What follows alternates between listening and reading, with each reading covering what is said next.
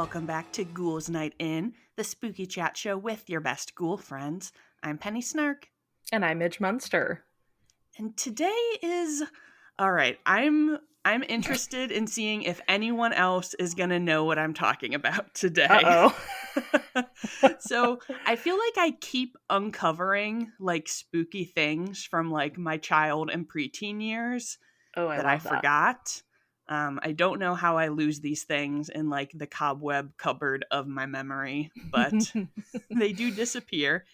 But sometimes someone reminds me of them and they come back. I feel like you're about to unlock a door in my brain and I'm scared. That's what I'm curious. I'm very curious if you also are going to have a door unlocked or if you're going to be like, what are you talking about? Okay. So we've talked about Buffy on this podcast, but before I was into Buffy, I was into another teen facing down the supernatural while trying to live their normal high school life. Did you ever watch Big Wolf on Campus? No. All right. Have you heard of this? Any idea about what this is? I don't think so. I don't know why I thought you were going to say, like, Danny Phantom.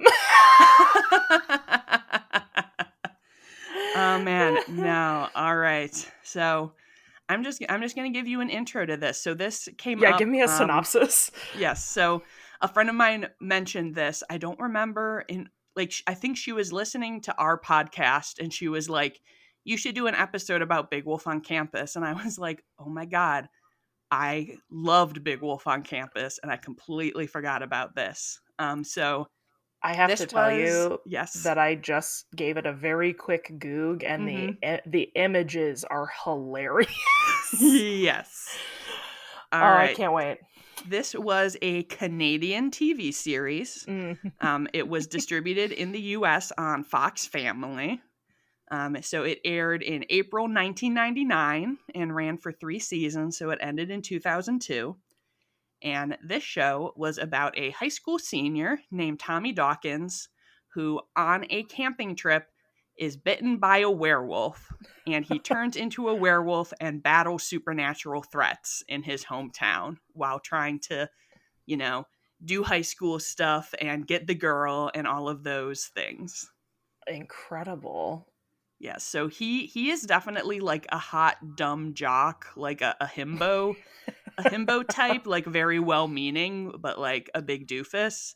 And his version of the Scooby Gang is his buddy Merton Dingle, who is a nerdy goth. Yep, a nerdy like goth guy who figures out his werewolf secret, and then he is like a paranormal expert and like knows all of these random things and like can like read ancient Babylonian and all those kind of like early 2000s gags and stuff. Like you do when you're goth. Right, like you do when you're a goth. Yeah, all goths speak ancient Babylonian, if you didn't know. Right. And the thing that's weird about this show, I feel like in comparison to like similar types of shows, is that like the whole town knows that there is a werewolf. Like they talk about the Pleasantville werewolf, but like they think he's evil. So like he's always getting blamed for stuff when like he's actually the one who like saved the day. So he doesn't want anyone to know that he's this werewolf. But like people know about it. But the wolf that bit him is not in this town? No. He was out of town camping. He was out of town camping. Okay, so there's not also like an evil wolf. He's the wolf. So there are evil wolves that show up like later in the show, but for like the first season, he's just the only werewolf around. Okay. So the show is a also lone wolf, you might say. A lone wolf, indeed. So it's a little bit different from standard werewolf media because he does not transform based on like the moon phases. It's like based on any like strong emotions. So I was actually the entirety of the show is on YouTube. So if anyone would like to watch it, you can. And I was watching it while I was capturing this, and it's very silly. So I will say that like Buffy aired in 97. So this show is definitely like I don't think they ever like say it, but like it's very much a takeoff of Buffy, and it's not exactly a parody, but like this is definitely like a sitcom kind of spoof Buffy show. So it's not like spoofy. Yes, it has all of the, it doesn't have any like serious parts really. They have like a weird teen nightclub that people go to like on Buffy. Amazing. Why was that in all 90s television? Right. Like You had to have somewhere where your teens could hang out and do things. It's like in Gilmore Girls too. I'm like, where were these teen nightclubs? Well, that's not true. I was gonna say we certainly didn't have one, but we did. But you didn't go there. If you're from Kansas City and you ever went to Orlando's, I'm so sorry. But yes, so there are definitely like a lot of gags about him like starting to turn into a werewolf when he's like about to kiss a girl and stuff. So like it definitely ties in like any kind of like heightened emotion sort of thing, or like he gets like kicked in the balls and turns into a werewolf and stuff like that. Well, and we kind of talked on the Queer for Fear episode how like a lot of werewolf stories are very tied to like coming of age, like kind of puberty stories, and kind of linked to the animalistic tendencies of like your urges when you're a teenager and stuff. So that makes it's a take that makes sense, I guess, is what I'm trying to say. Yes, I will say, like, I've always kind of preferred this style of werewolf because I do think it's, kind of sexy to be like, oh, my emotions are so strong, where, like, the moon is just like, that feels more like getting your period or something, which is less exciting. I would say personally. I love the romanticism from Goth Penny of being like, oh, I just want a man that when he feels so strongly about me, wolfs out. That's all I want. It's just so romantic. True. I mean, I think I don't remember if I talked about this on our Buffy episode, but like it remains like one of the like sexiest moments of TV for me when Buffy and Angel are kissing at the ice rink and he vamps out. Yeah. Yeah, 17 out of 10. So good. So good. But yeah, so Tommy is just this struggling werewolf dude. And I will also say, so like, he is not, he doesn't become like a full body werewolf.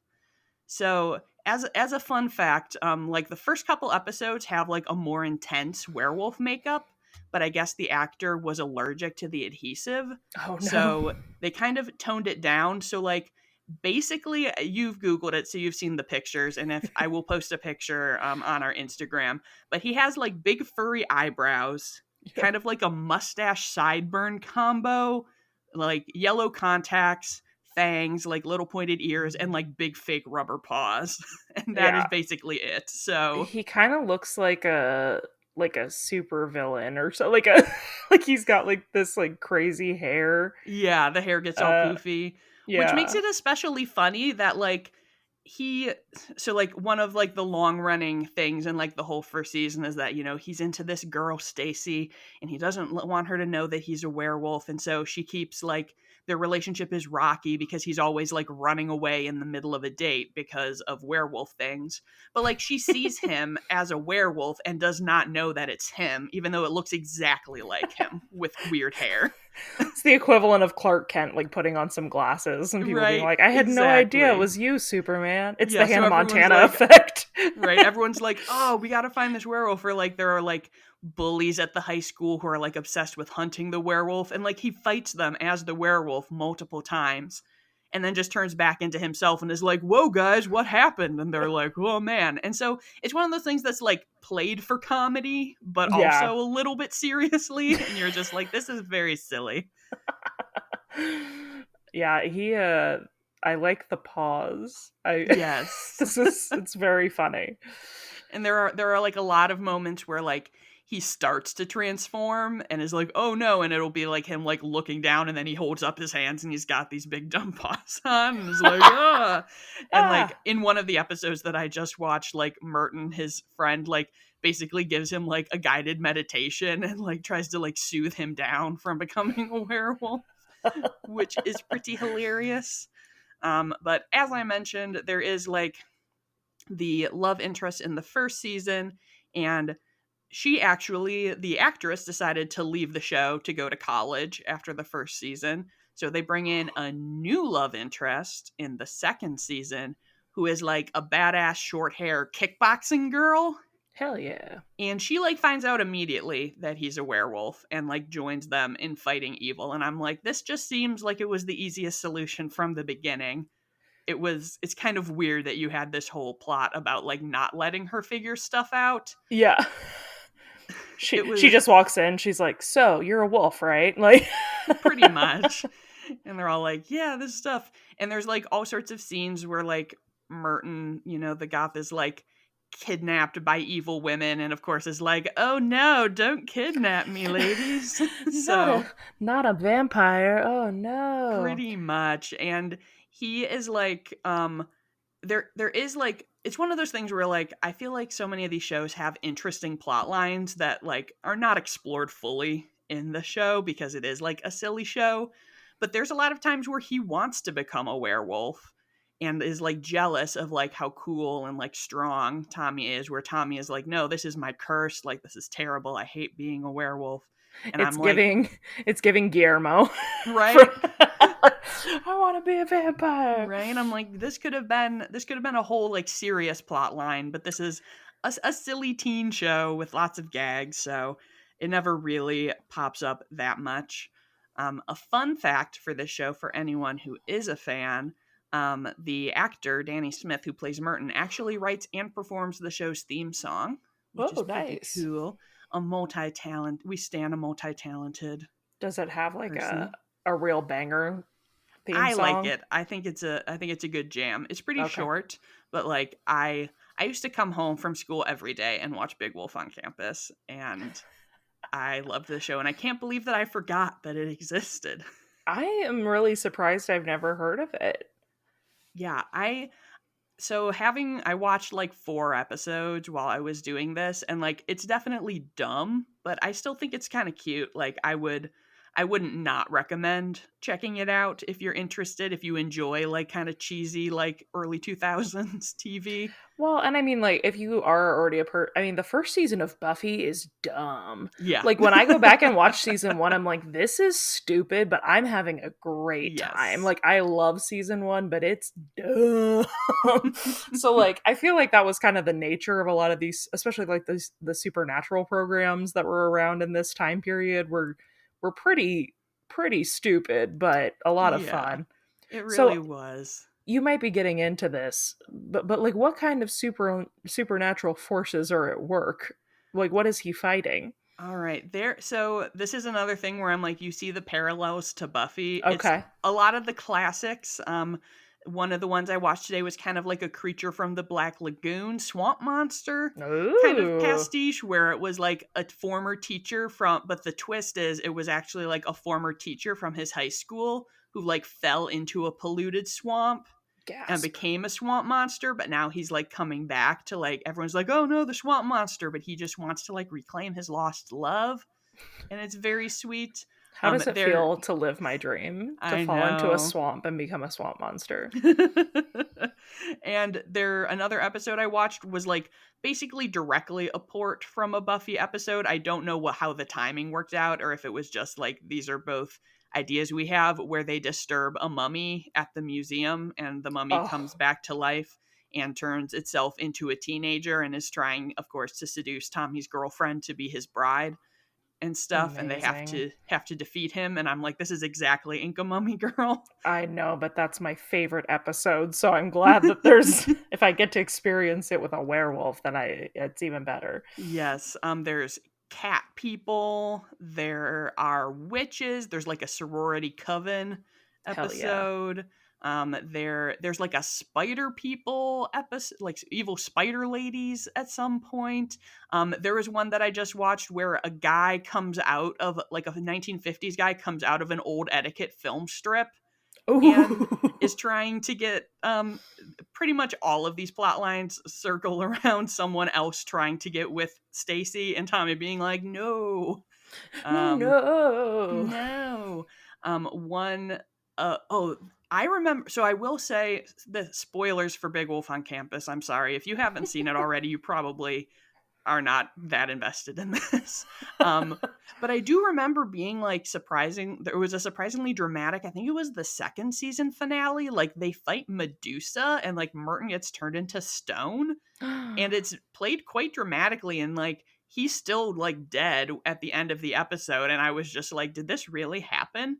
Because of course, as a young person, I was like, forget this handsome himbo. I am all about this weedy, weird goth guy. Give me a nerdy goth boy. Yeah. Give me a nerdy goth boy. He does end up they do end up saving him, thankfully.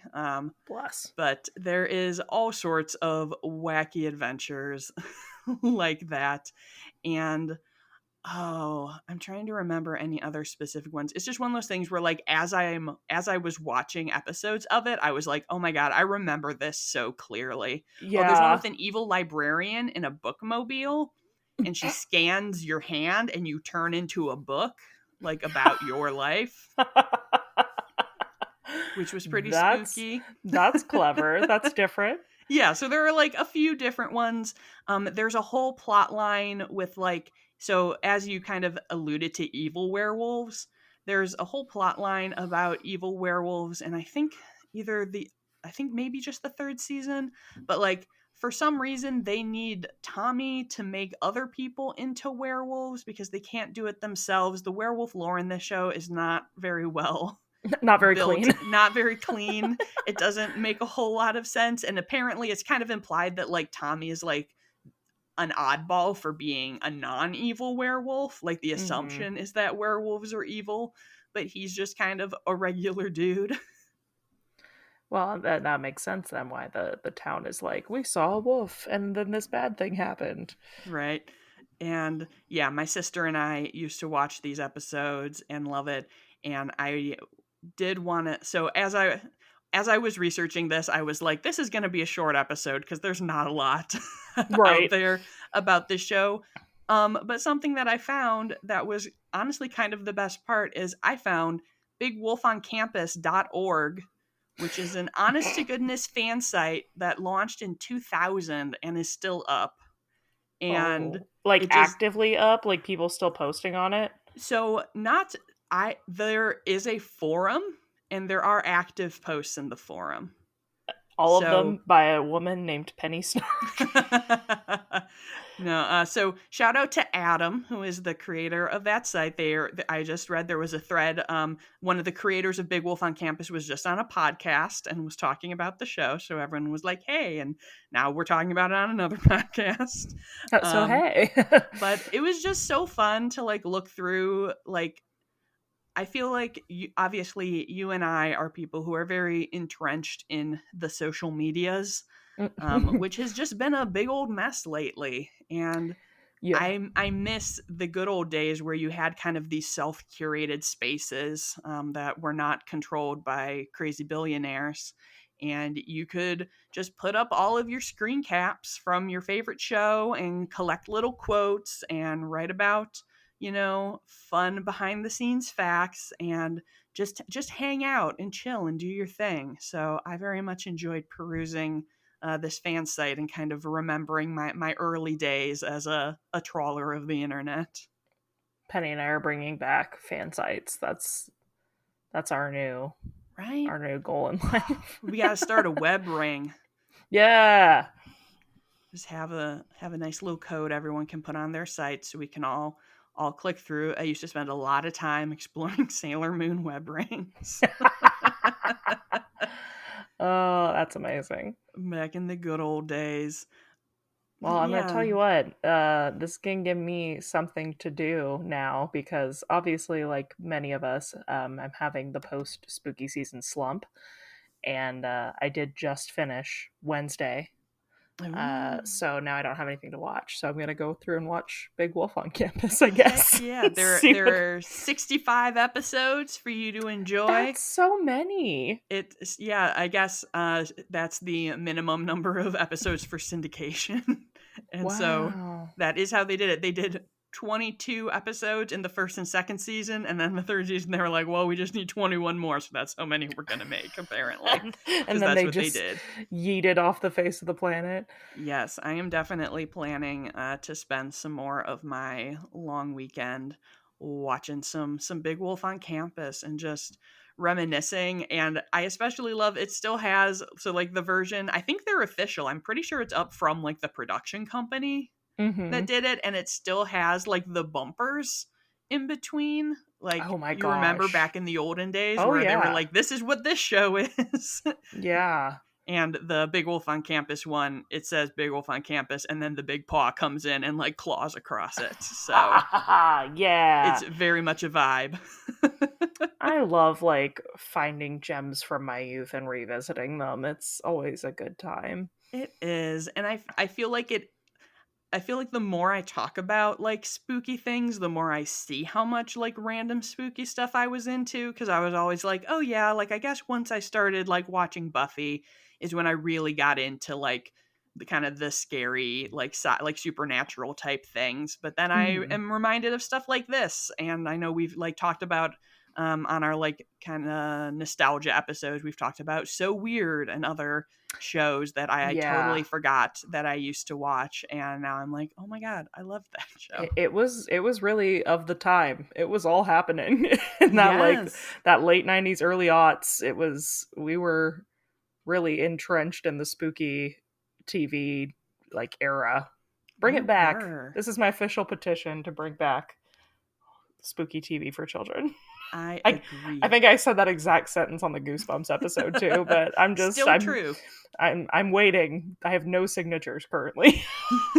I'll sign that petition, Midge. Thank you. Thank you I'll so much. be your first signature. Yes. Well, this, as predicted, it was a short one, but I'm so curious. Listeners, if you watched Big Wolf on Campus, please tell me. Apparently there was also a French version that aired in like Montreal. So there you go. Gotta have that French Canadian vibe. But yeah, if you were tuning in to Fox Family as a youngin', or an olden, if you're older than us, and we're like, heck yeah, Big Wolf, tell me all about it. I would love to know. Did you have a weird crush on Merton? Sound off in the comments. Sound off. We'll see what happens. I might sound off. What if this, I might develop a crush on Merton now. It's true. Maybe you will join me. And I signed your petition. You can join my Merton fan club. And perfect. It'll be a good time. This kind of is giving me a little bit of like, well, maybe, I mean, I haven't watched it, obviously, I don't know, but it's reminding me a little bit of Idle Hands with Seth Green, like just stupid kind of dumb boys doing spooky in the early aughts, and I think I'm gonna really like it because I love Idle Hands. I hope so. You'll have to report back and let me know what you think. Okay, on it. Aye, Cabin. Okay, friends, thank you for joining us today and listening to all of our spooky fun. If you enjoyed the show, it means so much to us if you leave a rating or review. And it appears our guilt trip from the previous episode worked, and some of you did leave reviews, and we appreciate it so much. Yay. Midge, would you like to read one for us? I would. I hate when it does this. It says spooky chat show, but make it F. And I know there's more to that title, but it won't let me see. Maybe. But this is a 5-star review from Rebecca from Riverbank. And it says, Penny and Midge are the cool teenage cousins from my childhood. Braver, funnier, smarter, and more stylish, and a little fabulously darker than I could ever be, but also generously willing to share their spooky escapades with a lightweight like me. Oh, that's the cutest thing I've ever heard. I especially admire the sensitivity with which tough topics are addressed, like homophobia and sexism. Sorry, let me go back. Whoops. Like homophobia or sexism endemic to the genre's history. And of course, anything to do with Buffy. Hey! And those Victorians. Great timing. I originally came for Penny's vintage style and have so loved getting to know Midge. The dynamic just gets better all the time. Ghouls, looking forward to every Tuesday. Thank you, I Rebecca. love that. I want to be someone's a cool cousin. Again, this has happened a few times where I feel like the review tone kind of lines up with the episode. Where this is very much giving hanging out with your weird cousin on Thanksgiving, telling you about a TV show from Canada, right? that you need to be watching. Have you heard about this show? Oh my goodness. So to see some sweet Big Wolf on Campus images and to stay in touch with us, you can follow us on Instagram at Ghouls Night in Pod. And if you are looking for me personally, you can find me at Penny Snark. And you can find me across all platforms at Midge Munster. And until next time, goodbye.